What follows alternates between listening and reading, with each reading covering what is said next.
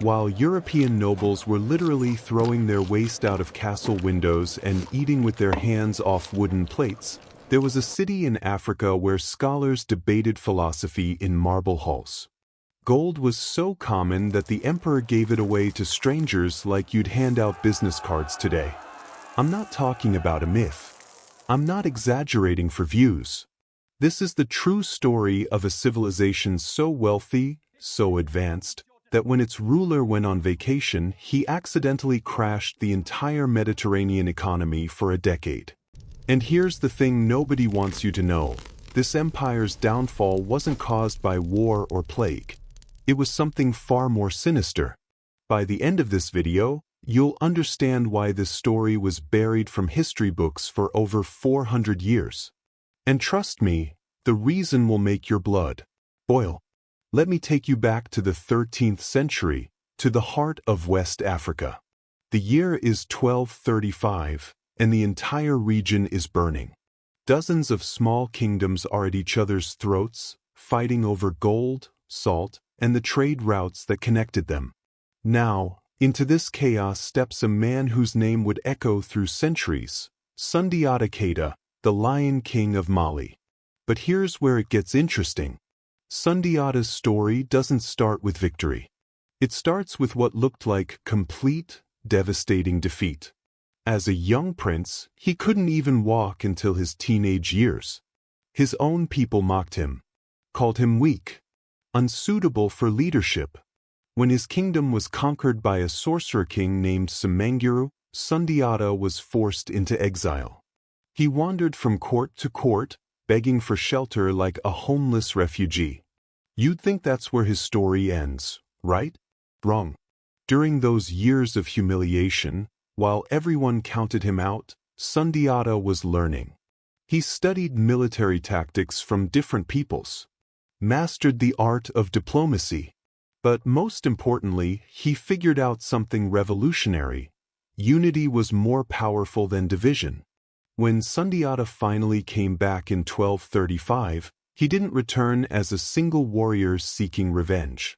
He came back as the leader of a coalition that included dozens of previously rival tribes.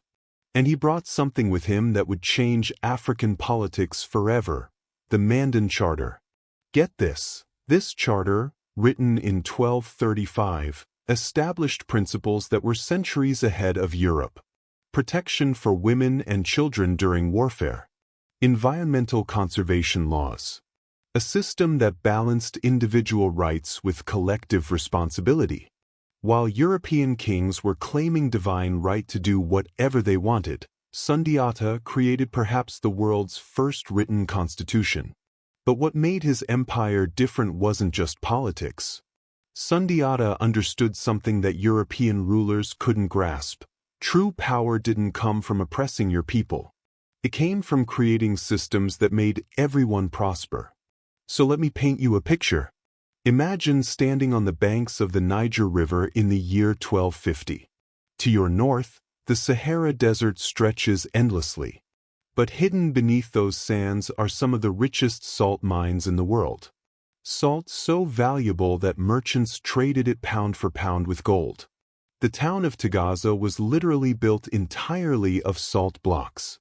Houses made of salt. Streets paved with salt. Even furniture carved from solid salt. To your south, rivers carry gold dust downstream like glittering promises. But here's what'll blow your mind. The people of Mali didn't just stumble on these resources. They built an entire civilization around controlling and refining them. The Malian miners had developed underground techniques that were so advanced, they wouldn't be surpassed until the Industrial Revolution. We're talking about ventilation systems that kept miners safe at depths that would challenge modern equipment. Techniques for separating gold from sand that were more efficient than anything medieval Europe had. But the real genius? They solved a problem that modern mining companies still struggle with: how to extract resources without destroying the environment. Malian gold mines operated on rotation systems. They had early forms of environmental impact assessments. The result? While European mines were typically exhausted within a generation, Mali's gold mines produced consistently for centuries. Now, this is where our story gets really interesting. Because gold and salt were just the beginning. Around 1100 CE, Timbuktu started as nothing more than a seasonal camp. The name literally comes from Timbuktu, meaning the place of a butt. It was named after an old woman who was left to guard a well while the men traveled with their herds. Picture this elderly woman sitting beside a simple well in the middle of nowhere, waiting for her people to return. She had no idea that this humble well would become the foundation of one of the most magnificent cities in the medieval world. The location was perfect by accident.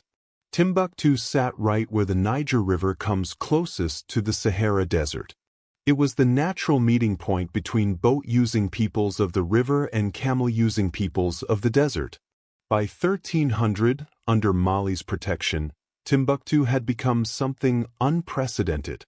The city's population swelled to over 100,000 residents. That made it larger than London or Paris at the time. But here's what made Timbuktu truly extraordinary. It wasn't just wealthy.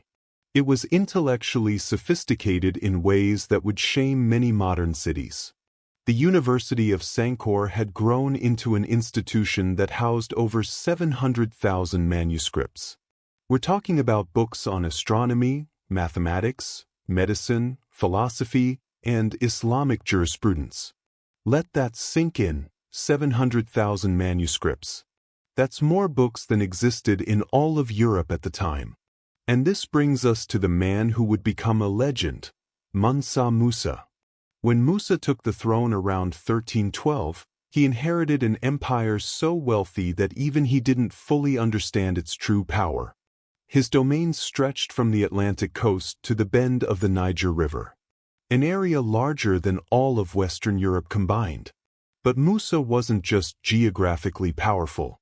He was intellectually formidable. He spoke multiple languages fluently. He had enough knowledge of astronomy and mathematics to engage with scholars as equals. He developed a communication system using relay stations that could carry messages across his empire faster than most European kingdoms could communicate across much smaller distances.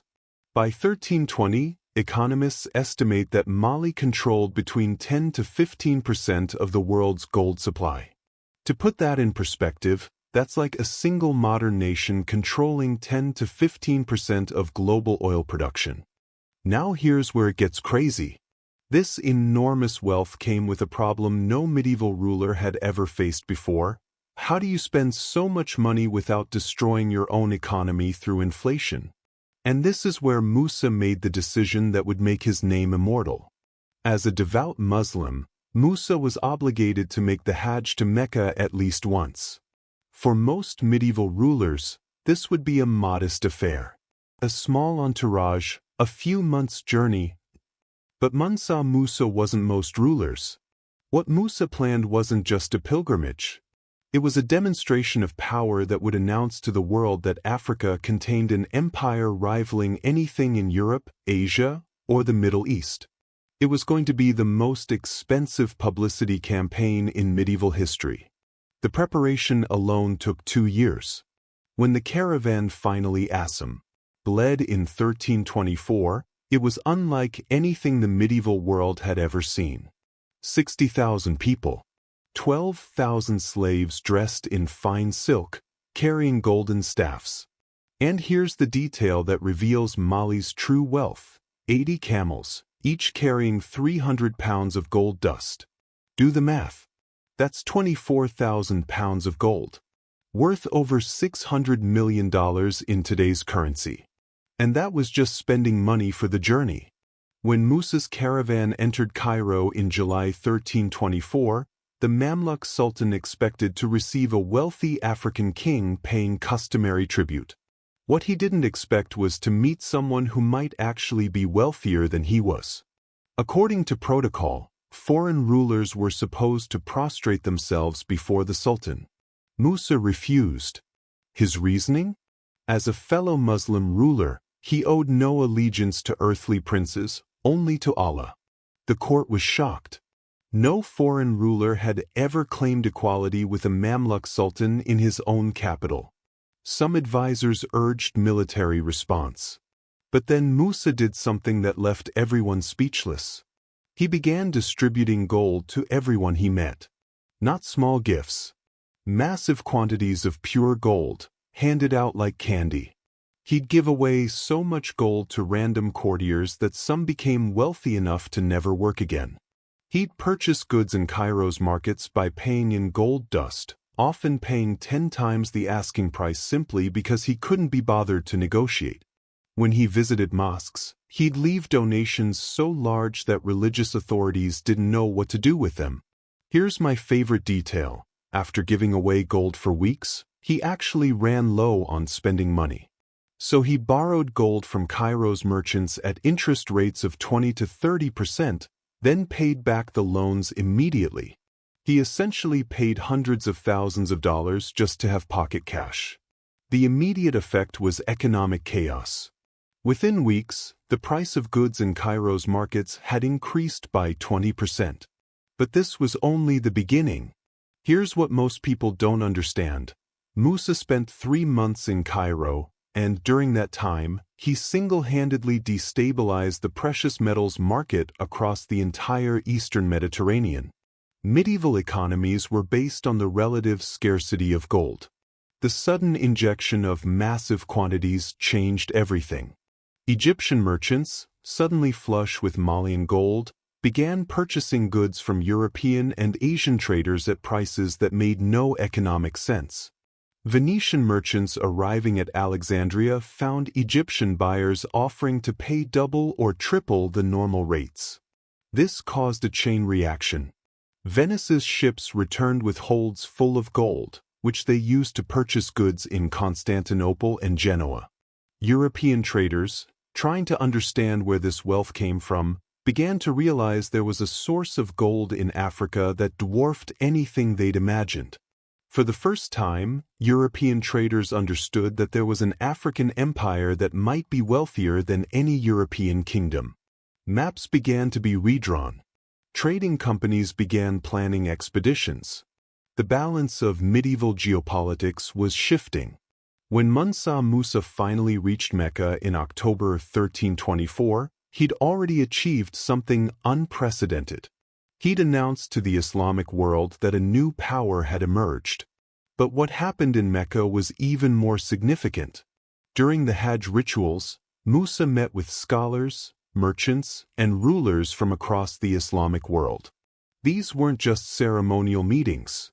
They were intensive intelligence-gathering sessions. From Persian merchants, he learned new mining techniques. From Syrian architects, he learned construction methods for desert climates. From Egyptian scholars, he learned about developments in astronomy, mathematics, and medicine. But he also learned something disturbing. Portuguese explorers were already pushing down the Atlantic coast, clearly searching for a sea route to Mali's gold. The Ottoman Empire was expanding westward. European merchants were asking detailed questions about Mali's military capabilities and vulnerabilities. By revealing Mali's wealth so dramatically, Musa had also revealed its vulnerabilities. When Musa returned to Timbuktu in 1326, he brought with him more than stories. He'd recruited some of the finest architects, scholars, and craftsmen from the Islamic world. What followed was one of the most remarkable urban transformations in medieval history. Musa brought Saheli, an Andalusian architect who would transform Timbuktu's skyline. The great mosque he designed wasn't just a religious building. It was a statement that incorporated techniques from Islamic Spain, Egypt, and local African traditions. But the real masterpiece was Musa's palace complex, covering over 12 acres. It included reception halls that could accommodate thousands, libraries housing tens of thousands of manuscripts, and workshops where master craftsmen created goods for international trade. The expansion of the University of Sankore was even more impressive. Musa invested what would be millions of dollars to create a research institution. Here's what made Sankor extraordinary. It wasn't just preserving knowledge. It was creating new knowledge. Sankor's astronomers created star charts more accurate than anything in Europe. They calculated Earth's circumference with remarkable precision. They developed navigation techniques essential for trans-Saharan trade. The mathematicians developed accounting systems that allowed Mali's government to track revenues across the vast empire. They created early forms of statistical analysis for predicting crop yields. Perhaps most remarkably, Timbuktu's historians began recording African oral traditions, preserving knowledge that would have otherwise been lost. The university's library eventually contained over 700,000 manuscripts.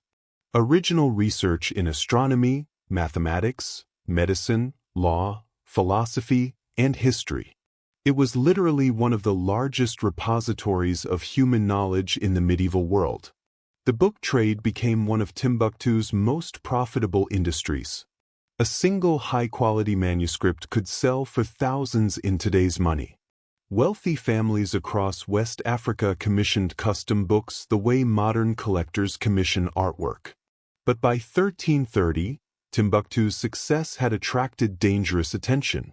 European maps began showing Mali for the first time, usually depicted as a figure of a king holding a golden orb.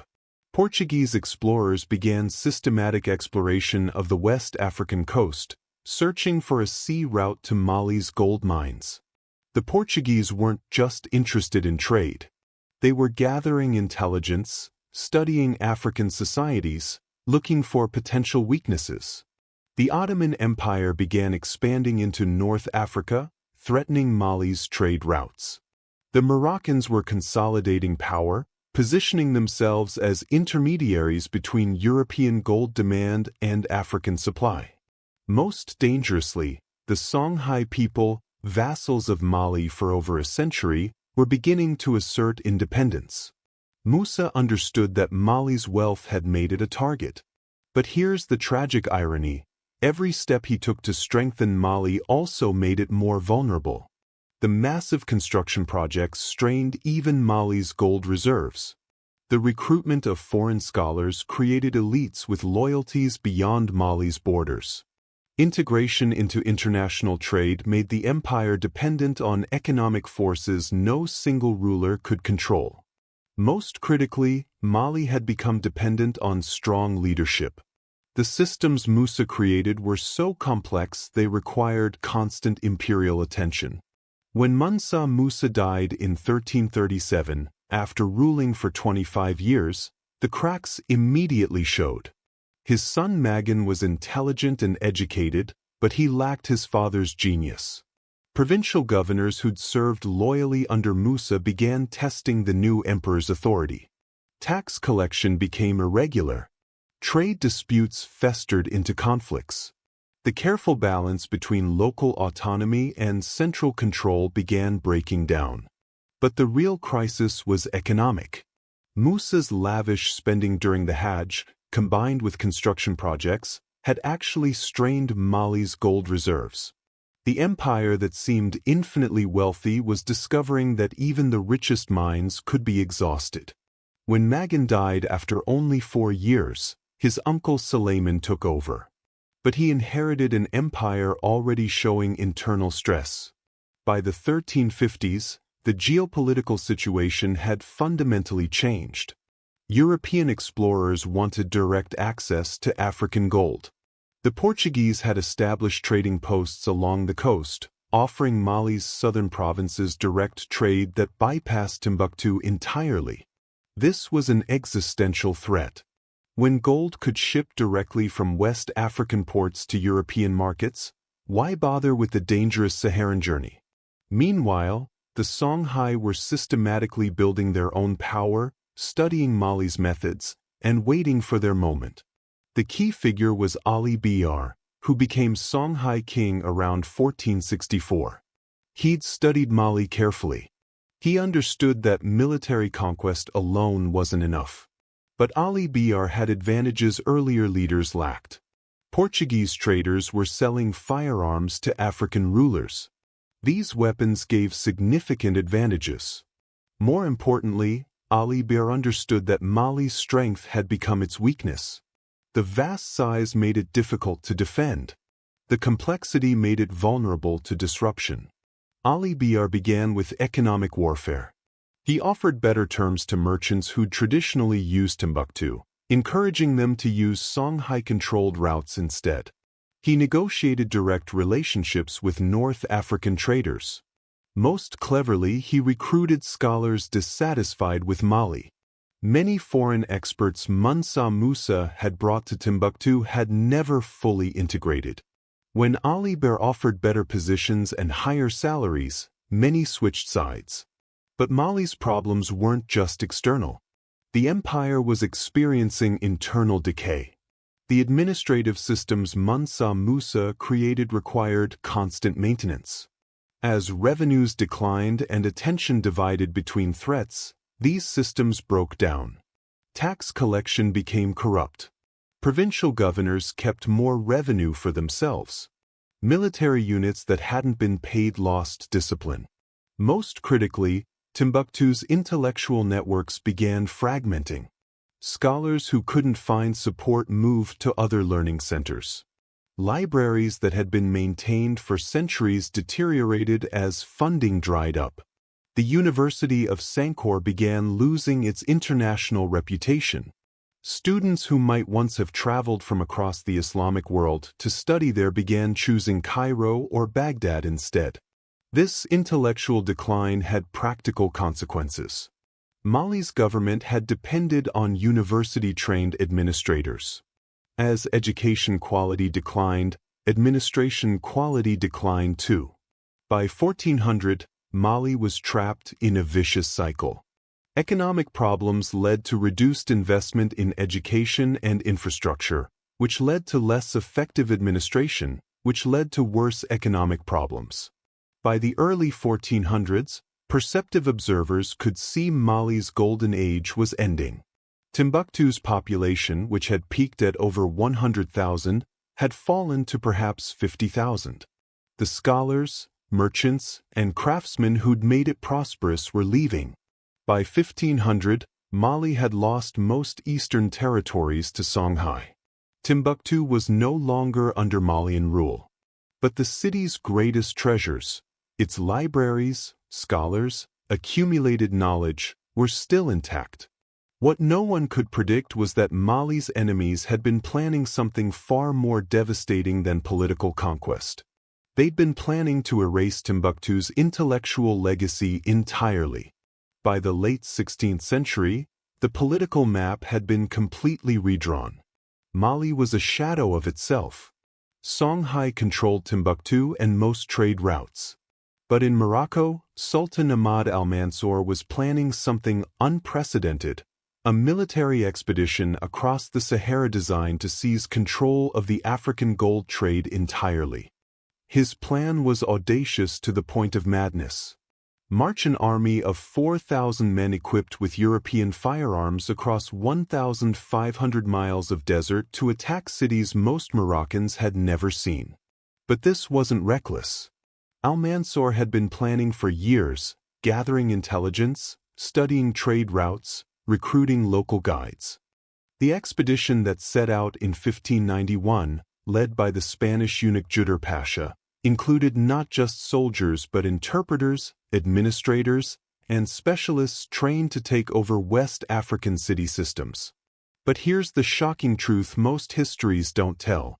This wasn't conquest driven by religion or territorial ambition. It was a calculated economic strike to seize gold trade control. When the Moroccan army reached Timbuktu in April 1591, they found a city still impressive but no longer impregnable. Songhai defenders were brave, but they fought with traditional weapons against muskets and cannons. The outcome was inevitable. Timbuktu fell after less than a month. But what happened next was far more devastating than military conquest. The Moroccan forces weren't just soldiers. They were essentially the world's first corporate raiders, sent to literally steal an entire civilization's accumulated wealth and knowledge. When they entered Timbuktu, they began systematic looting that targeted not just gold and trade goods but intellectual treasures. Libraries that had taken centuries to accumulate were ransacked. Manuscripts were destroyed or shipped to Morocco as curiosities. But the real tragedy wasn't theft. It was the destruction of Timbuktu's intellectual community. Scholars who'd made the city famous were killed, enslaved, or forced to flee. The University of Sankore was abandoned. Scholarly networks connecting Timbuktu to the broader Islamic world were severed forever. Here's what makes this particularly devastating. The Moroccans didn't try to maintain or rebuild the city's greatness. They implemented systematic extraction to transfer wealth back to Morocco. The sophisticated economic systems that made Timbuktu prosperous were dismantled. Trade networks were redirected to benefit Moroccan merchants. The intellectual institutions were allowed to decay and disappear. Over following decades, Timbuktu's population declined from 50,000 to perhaps 10,000. The city that had rivaled Cairo and Baghdad became a provincial outpost. But the most shocking part? What happened to the historical record? The Moroccan conquest wasn't just military defeat. It was followed by a systematic campaign to erase Timbuktu's intellectual legacy from historical memory. European colonial writers arriving centuries later found a region that appeared to confirm their prejudices about African civilization. The great libraries were gone. Universities had disappeared. Architectural marvels had crumbled. These European observers, seeking to justify their own presence, deliberately ignored or minimized evidence of the region's sophisticated past. They dismissed accounts of Musa's wealth as myths. They portrayed Timbuktu as a primitive trading post that had never achieved genuine civilization. The destruction of Mali and Timbuktu was followed by deliberate erasure from historical memory. The few surviving manuscripts were hidden by local families who understood these books represented the last evidence of their ancestors' achievements. For over 400 years, these manuscripts were passed down secretly, hidden in private homes, buried in the desert, concealed in remote villages. European historians created a narrative of African history that essentially ignored medieval West African civilization's achievements. Musa became a footnote. Timbuktu was portrayed as myth. The University of Sankore was forgotten entirely. This historical erasure was so complete that when European explorers rediscovered Timbuktu in the 19th century, they were shocked the city actually existed. They'd convinced themselves it was merely legend. For over 400 years, one of the most remarkable civilizations in human history was essentially erased, dismissed as myth or primitive tribal organization. It wasn't until the 1970s that historians began piecing together Mali's true achievements. The rediscovery of Timbuktu's manuscript collections revealed a sophisticated intellectual tradition completely unknown to modern scholarship. Today, as we digitize and preserve these manuscripts, we're not just recovering historical documents. We're recovering an entire civilization that was deliberately forgotten. We're learning about African achievements in astronomy, mathematics, medicine, and philosophy that challenge everything we thought we knew about medieval intellectual history. The story of Musa and Timbuktu isn't just ancient history. It's a reminder that entire civilizations can rise to extraordinary heights and then vanish from memory. Not because they weren't remarkable, but because those who came after had reasons to forget them. The legacy forces us to confront uncomfortable questions about how history is written and who gets to tell the story of human civilization. For centuries, medieval Africa's achievements were hidden, ignored, or dismissed as impossible. Musa's wealth was treated as fairy tale. Timbuktu's intellectual sophistication was forgotten. Mali's architectural marvels were allowed to crumble. But the truth is far more incredible than any fiction. Mali wasn't just wealthy. It was one of the most sophisticated civilizations of the medieval world.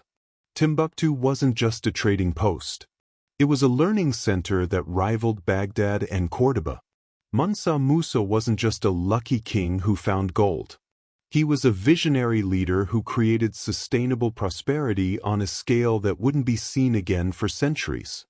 As we rediscover Timbuktu's manuscripts and piece together Mali's true achievements, we're not just learning about the past.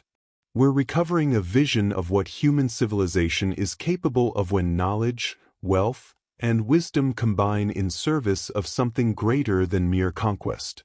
Mansa's empire fell, but his legacy endures in every library, every university, and every place where people gather to learn and grow together. The golden age of Mali reminds us that greatness can emerge anywhere, at any time, among any people.